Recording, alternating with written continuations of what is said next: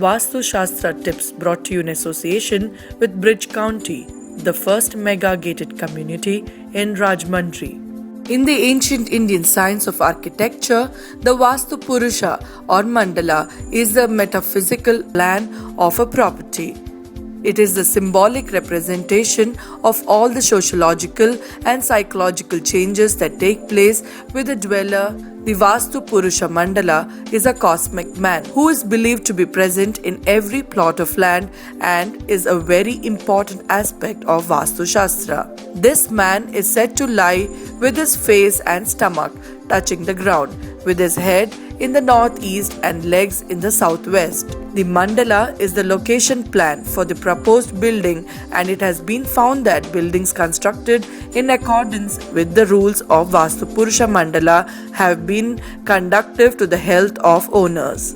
The ideal shape of the mandala or the plot of land should be square or rectangle because the cosmic man's body fits within it. If the shape is irregular, it will result in cutting off some parts of the cosmic man, which will affect the well-being of the occupants in the plot. For instance, if the Vastu Purusha has no right arm, the dweller will lose wealth and women in the house will have no peace of mind. If the Vastu Purusha's left arm is missing, the dweller will experience more expenditure than income. And if the head is absent, the breadwinner of the plot will lose assets and property. If the feet are missing, then the man of the house will be financially weak and women will encounter family problems. If the Vastu Purusha Mandala or cosmic man has all the limbs in perfect shape, the dwellers of the house will be prosperous and enjoy bliss and happiness. Vastu Shastra tips brought to you in association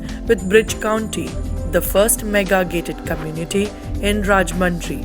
Contact 94910 69608 or 09 or 12 bridgecounty.com or like us on our Facebook page.